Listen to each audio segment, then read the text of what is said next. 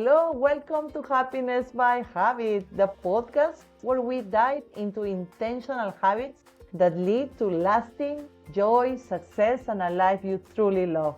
Today's episode is a total game changer, especially if you have ever wondered what's really possible for your health, energy, and lifespan. My guest today is Nick Engerer, biohacker, longevity, mindset strategist, and a founder of A Longer Life. Welcome, Nick. Thank you, Silvana. I'm already enjoying our conversation. You're just effusing the happiness that you're here to tell us about. Oh, thank you. I am so excited. I'm very intrigued about the topic. So today's topic, I think, is going to be very, very interesting. Your mission, I was reading my notes. Definitely, your mission is super bold and inspiring because it's something that most of people will want in their life, a longer, because it seems to be nowadays one of the most valuable resources we can try for is time. That's the most important resource nowadays. So, and you can make it happen. Let's jump in. Let's talk about how to live longer, feel better, and think bigger about your potential. Let's jump That's in a great then. list. Let's start. Absolutely. What exactly is the meaning of longevity mindset and why it's so powerful in shaping our future health? Yeah, well, as your listeners will already be quite familiar with, the way we think about our existence, the way we see the world, our worldview, these are what shape our reality. And we have a lot of control over how we choose to engage with our life each day. A longevity mindset is really taking advantage of that malleability, that changeability of what we think about each day, what we focus on, what drives us, and targeting something that is really powerful, which is the long-term future of our health. So when we say longevity, we're talking about how many years we can live on this planet, as well as, most importantly, how many of those years we can spend in good health. And a longevity mindset, as we'll go through, has two key realizations, as I like to say, the way I boil it down to its most simple elements, that we can implement in our life. A realization meaning our changing of how we see reality. That once we come to those realizations, we can live a longer, healthier life, and hence a longer life. That's my business. And that's my mission, is to help people adopt and cultivate in their life a longevity mindset. It is a beautiful mission for sure. You have said beliefs can age us or save us. What are some damaging, limiting beliefs that people hold about aging? Yeah, this is the first chunk of that longevity mindset adoption. It's challenging our limiting beliefs about aging, the ones that we have been subconsciously programmed with. And so I've heard you talk about it on your podcast. I've heard it used many times in this space. So people are generally familiar with the concept of a growth mindset versus a fixed mindset.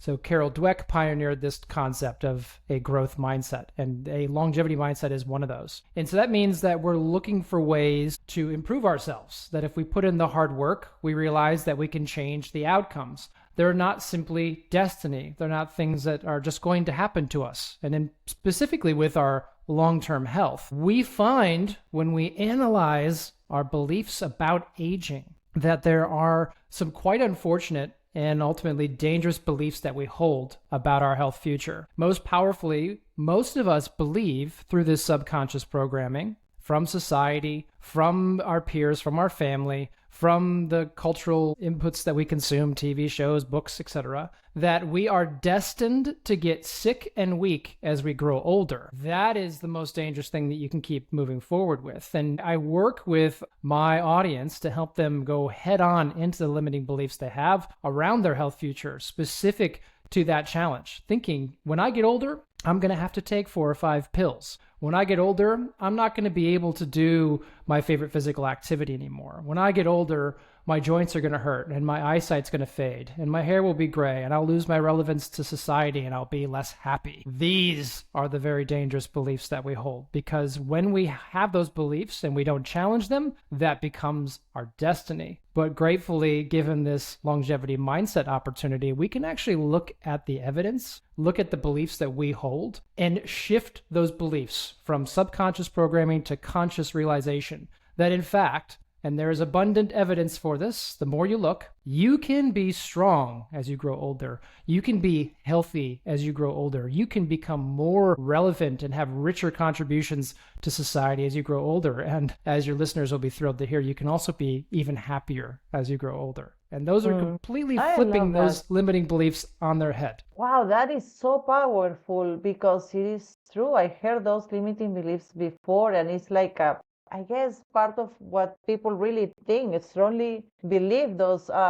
negative and damaging limiting beliefs. So that is so dangerous, and it is so important to be mindful and pay attention to what our beliefs are, because what we focus on expands, right? So I would love to learn your journey. How did you get into this amazing topic and made it your area of expertise? So I'm a research scientist by background. I actually studied atmospheric science. And so it's not actually my technical background that got me here. It was very powerful and moving life experience. So when I was in my late 20s, when my son was born, he's now 11 years old, his mother was diagnosed with a rare form of cancer, and during the cesarean section, and she had to have 2 surgeries, chemotherapy. It was a big deal. And in that same year, I had 2 of my closest friends also be diagnosed with cancer in their late 20s. Oh, I'm And sorry. that was quite a harrowing time. Yeah, it was difficult. Sure. It was a challenging period of time for me. But with that kind of growth mindset baked into how I see the world, I emerged from that really challenging the status quo and wondering, why is it that so many of these cancer diagnoses come at stage 3 or stage 4 when it's too late sometimes, or when we need major surgeries that have lifetime consequences? And, all 3 of those individuals are alive today because of the advancements in medical technology. So I found myself wondering, do we have the technology to detect those diseases early? And with a bit of investigation, I found, in fact, we very much do. And that was back in 2017, 2018. And I became fascinated with this topic. And the deeper I went into it, the more I was seeing that it's not just disease prevention we have the capability to change and remove so much suffering from society through doing so, but in fact, we are understanding the biology of aging, how to intervene into the biology of aging so that we can stay healthy for longer. And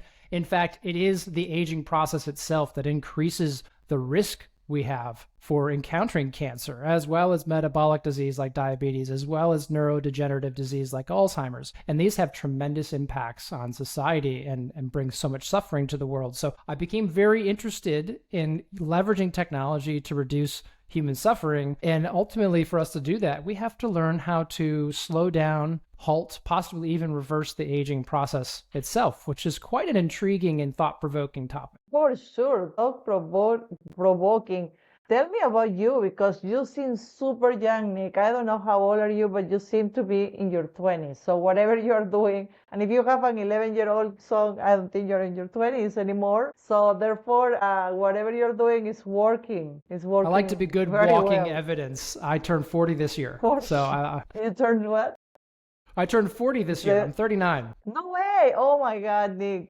Tell us all your secrets. Spill the beans. That's exactly what I'm doing with my whole work, is Wonderful. trying to help everyone else do the same thing. Yeah.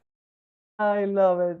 Because you personally, I see on your bio that you reverse your biological age by 3 years, right? I think it's much more than 3, but that's what I see here. What habits or practices help you move the needle the most? Right. So you just introduced a really important concept, a biological age. So in my first answer, I was talking about the biology of aging and how we're learning to understand it and intervene in it. One of the most important things we've become able to do in the last 5 years and have made incredible advancements on is measuring the aging process at an individual level. So we can test our biological age and see not just our chronological age, the age we have on our driver's license or passport, but how old our body is. And in fact, that science has advanced so far that we can tell you the biological age of individual organs and organ systems, as well as how quickly you are currently aging. And this means that we can then do something about that, because if we can measure something,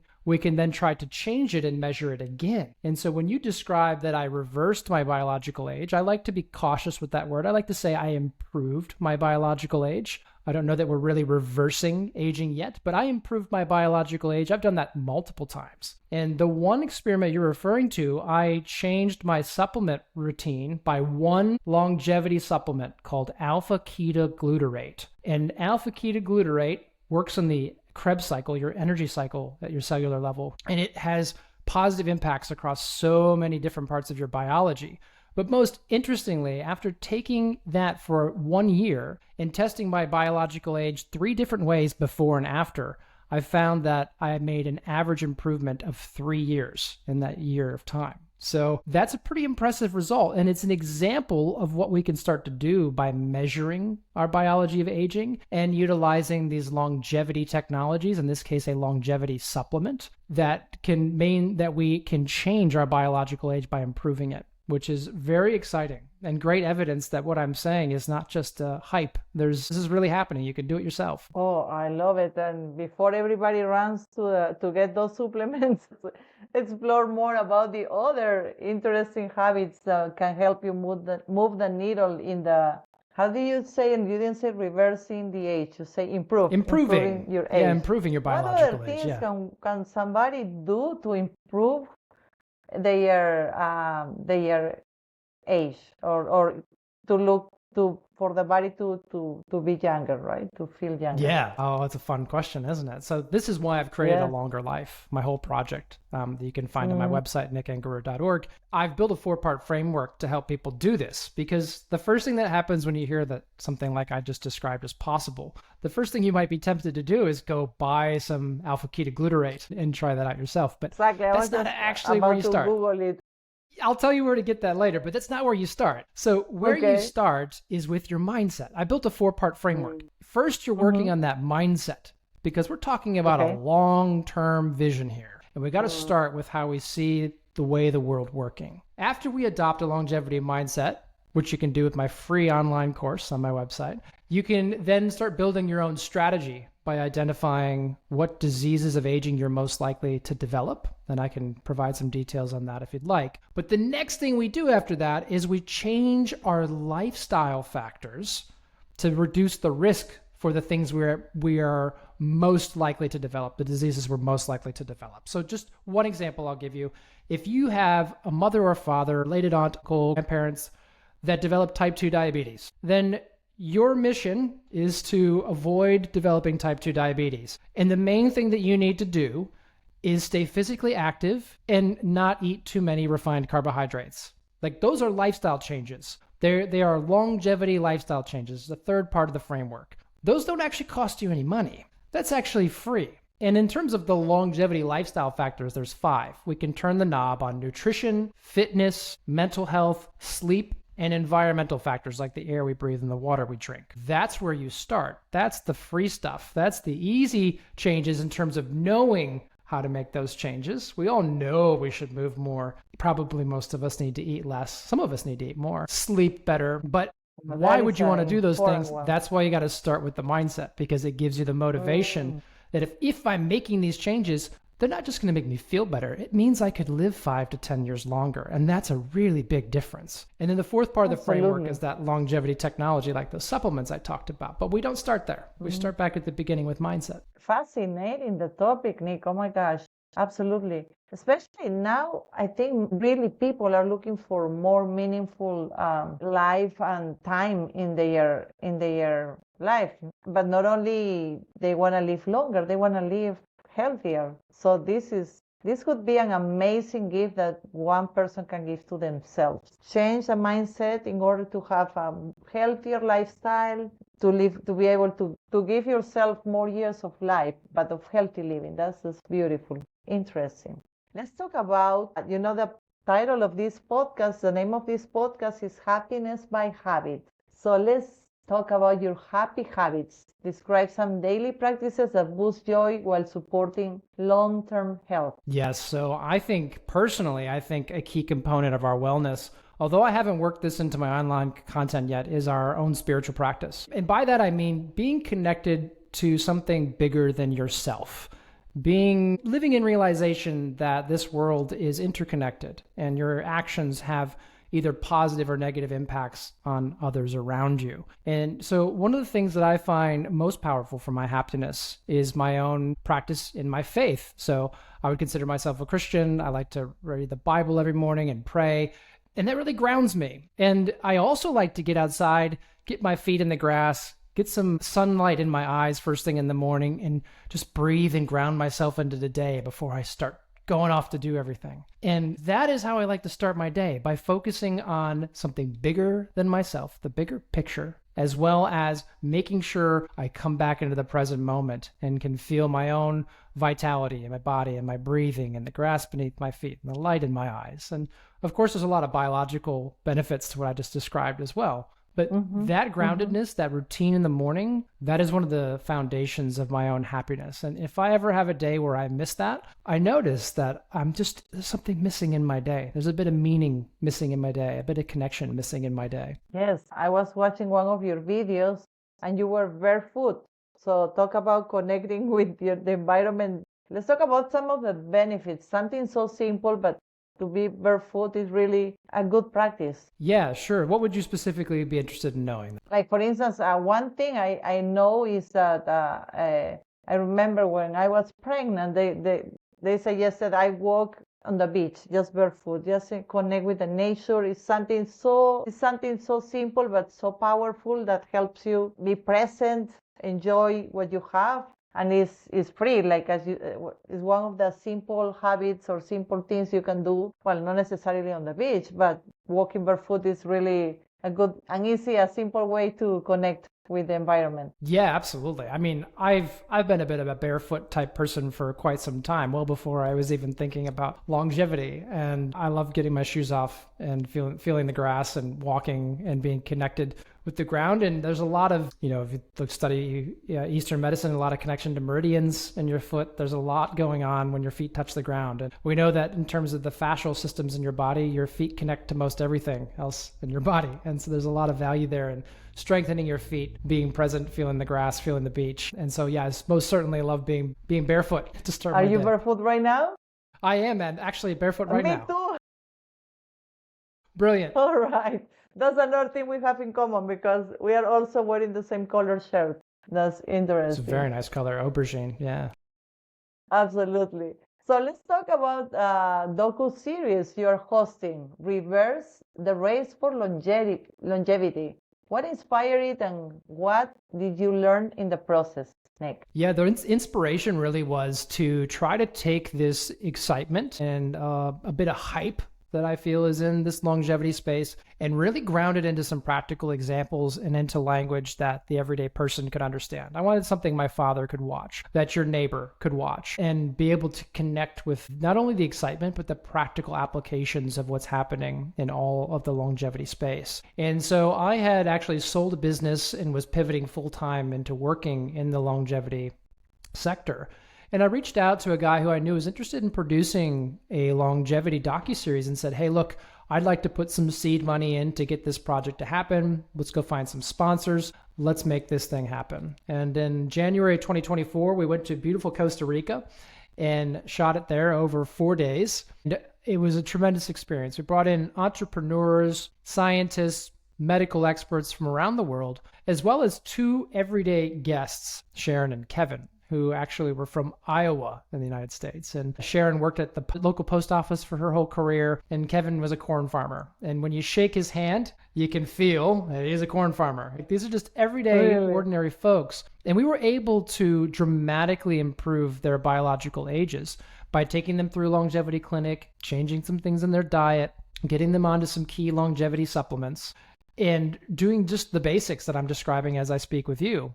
And I framed the whole series also then around this idea of a longevity mindset and used them as an example. They've adopted a longevity mindset. They see that the choices they're making, the way they're investing their time, energy, and money into themselves has long-term consequences and, in this case, benefits. And we were able to show that in the series. It's called Reverse the Race for Longevity. You can watch it on, I think it's going live on E360 platform very, very soon. Mm-hmm. It's also on Glued TV. There's another one that it's on. And we're very excited about how people are responding to it and hoping to do another season. Oh, that sounds really fascinating, Nick. And what a beautiful place to film it, Costa Rica. I used to live in Costa Rica, actually. Where did you film it? Where, in what area? We were actually, I'm trying to remember the name. Guanacaste, No, it was just outside of San Jose. Jaco, Manuel Antonio. I'm sorry, I'm just dropping the name. Oh, don't worry, don't worry. I can follow up with you on that. But I will tell you that it's just the most beautiful place. I love everyone referring to Pura Vida and their friendliness. Pura Vida Life, my goodness. They're in a beautiful environment. They've got great social cohesion, and this is why it becomes one of the blue zones, a place where people are living exceptional lives. Yes. Yes. Vista and Atenas. There is another. That's Atenas. Vista Atenas. Yes. Yeah, that's where we There shot. you go. Yeah. Yes. Oh yeah, it's beautiful. And it is a blue zone, right? Costa Rica also. Yes. So, and that makes sense. That makes it the perfect place. Very good. And can we talk about that? Let's talk about what things people can do to live a longer, happier life. What can what can be some simple steps that people can implement to live a longer, healthier life, Nick? Yeah. Beautiful. This really comes back to that 4-part framework I've built to guide people right through that process. Very powerful framework. It is. And we have to go back to mindset and just mention that again, because if you can really get through these two key realizations that I've shared, I've mentioned the first one, which is that disease is not destiny, that you can stay strong and healthy as you get older. The second one is that the longer you stay alive, the more technology is here to keep you healthy. And that is a powerful, powerful shift we're going on. You know, you had a really good conversation with a colleague of yours, Jen Driscoll, just recently on your podcast, where you guys were really talking about the pivotal role of AI in improving productivity, just the fun things you can do with your kids, even talking about cooking meals. One of my favorite video games, Zelda, I loved that. And I mean, case in point, not only can you use AI to do that, you could go to AI, upload your most recent blood work that you got, and it can analyze it and tell you what changes you should make to improve your health. You can go to an AI tool and tell it a bit about your family health history, which is what I suggest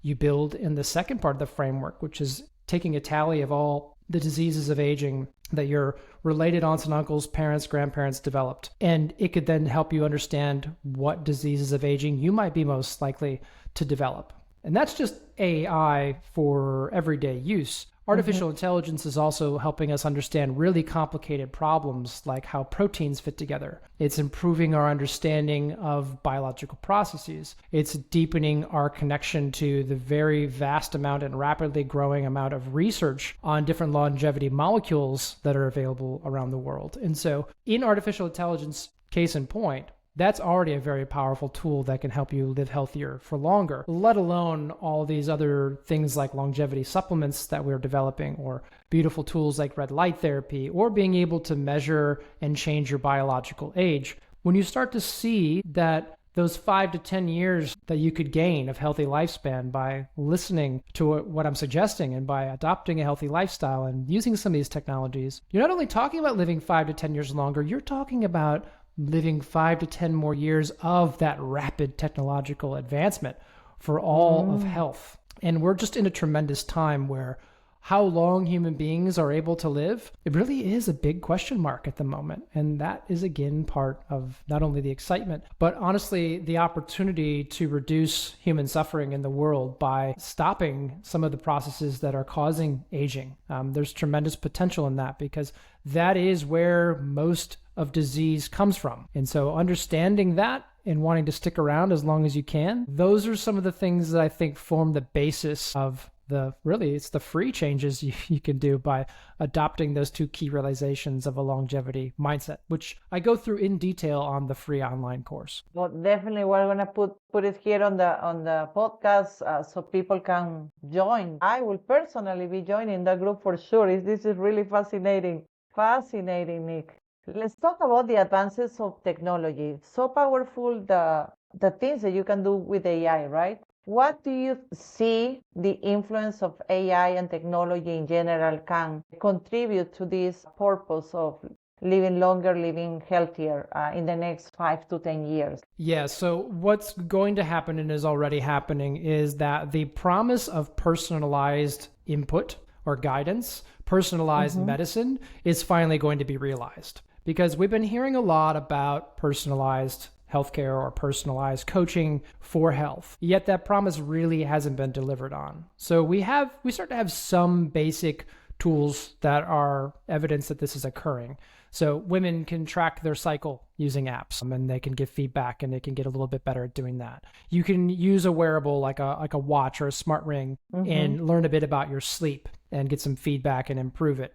But what artificial intelligence is doing is making it possible to take in all those sources of disparate information from all over the place: your family history, your genetics, your blood work, your wearable data, your verbal feedback, your written feedback, input from a practitioner, input from the latest research, input from people who are similar to or like you in terms of ethnicity, age, life experience, environmental exposures, and finally cut through the noise and give you deep, personalized insights. That is what's coming in the next 5 to 10 years from artificial intelligence tools. And I know this because I'm actually an investor in 2 different companies who are doing this. And so I see the very bleeding edge of what is possible with this type of technology, and it's tremendously exciting. We're going to be able to help the vast number of women who have mystery symptoms that they can't figure out, where they don't feel like they're heard by their medical practitioner. We're at the point where we're going to be able to help amateur athletes break through plateaus that their coach hasn't been able to figure out, their nutritionist hasn't been able to figure out. The personalized era of medicine is going to become possible through AI and AI agents and apps which connect you to these AI tools and take care of the exchange of all that information for you and make it easy. That is what we're looking at in terms of the next 5 to 10 years for AI-powered health. And it's really exciting because, again, that promise has been out there. It hasn't been fulfilled. It's felt a bit elusive, but it's coming. That's my prediction of the future, which I enjoy making. Right on. And what a good place to invest, Nick. Those are really good opportunities because that's where everything is going. It's moving forward to the power, with the power of AI. So absolutely amazing.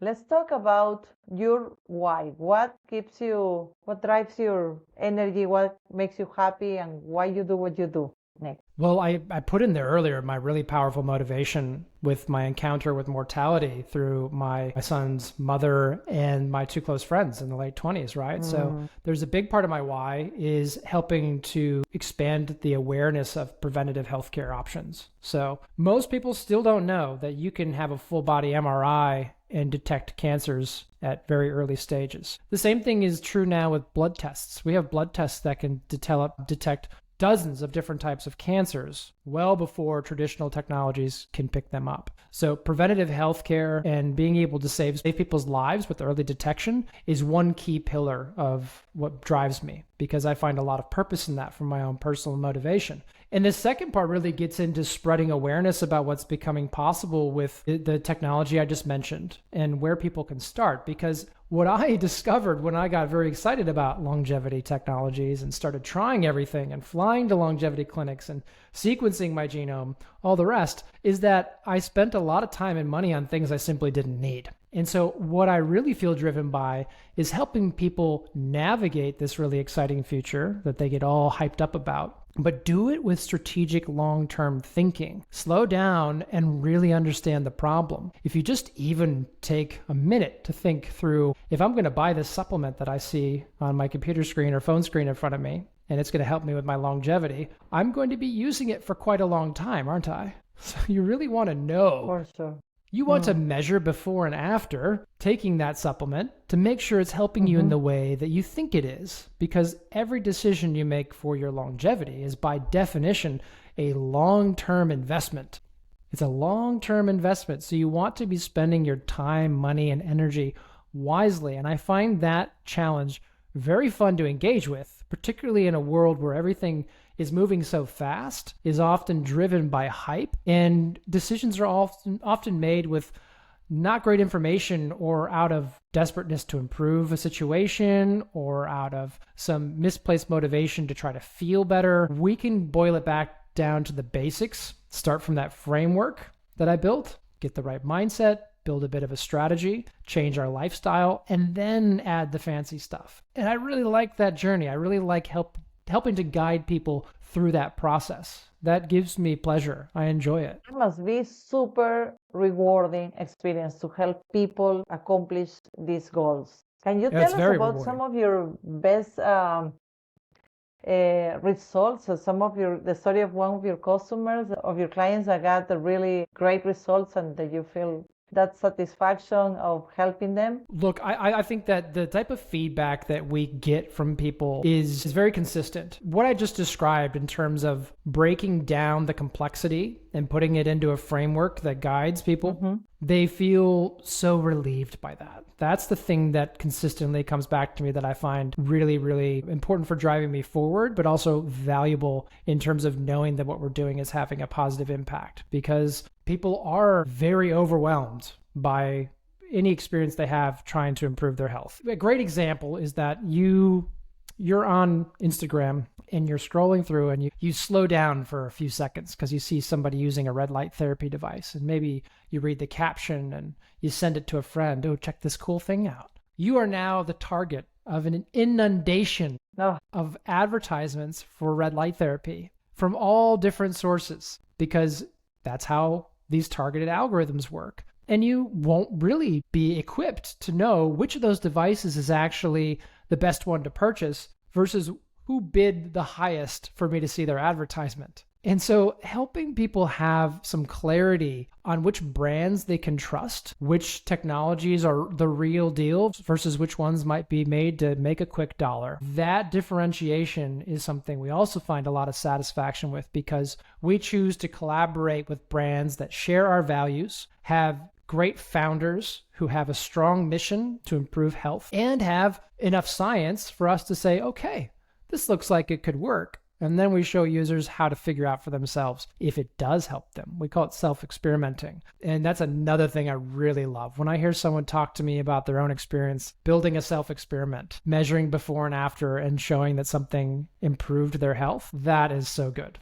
We love that. That's one of the best things we hear about. For sure, absolutely. I was just exploring your website, and I would love to share with the audience your website, and we're going to put it here on the podcast, and then also recommend our listeners to join the challenge. I think it can be a great experience and an amazing step towards living longer and healthier. So definitely recommend that. Well, it has been a true pleasure, Nick. Is there any last piece of advice you would like to share with the audience before we close this up? Yeah, look, I think there's a wonderful connection to be made here between the whole idea of habits and happiness, and the definition of why you're here and what you're doing and what your audience is interested in. And that when we learn and when we really understand that we can live a longer, healthier life by making some key targeted changes, what does that give us the opportunity to do? It gives us the opportunity to further live out and deepen our mission, our life's purpose, our life's task, to really focus on the things that give us fulfillment and positive feedback in our life. And it may be that you've not done that yet. There might be a dream that you have that you've not pulled the trigger on. And for many people, I hear, it's too late. I'm too old. You're not. You can reinvent yourself at any age in this world, and that's part of a longevity mindset. And so if that's you, don't give up on that dream. That's how I'd like to close. No, that's a powerful closing remark, Nick. And I think now with the pandemic and all the different challenges that we have experienced in the last few years, that is a word that people are very familiar with, reinventing ourselves. So this is a good opportunity. You can reinvent yourself at any time, and it's not too late. It's perfect timing. They say the best time to plant a tree was 20 years ago, but the second best is today, right? So we can make that happen. Thank you so much, Nick. Thank you, Silvana. Thank you. Really, I truly enjoyed this conversation. It was incredibly eye-opening. Your passion for helping people live longer, healthier, and more intentionally is contagious. And I know our listeners are walking away inspired to rethink their relationship with aging and vitality. I strongly recommend you to our listeners to visit your website at nickengerer.org, and we're going to put that website here also. Thank you for connecting with us in another episode of Happiness by Habit. And I appreciate it very much, and have a wonderful rest of your day. Bye-bye.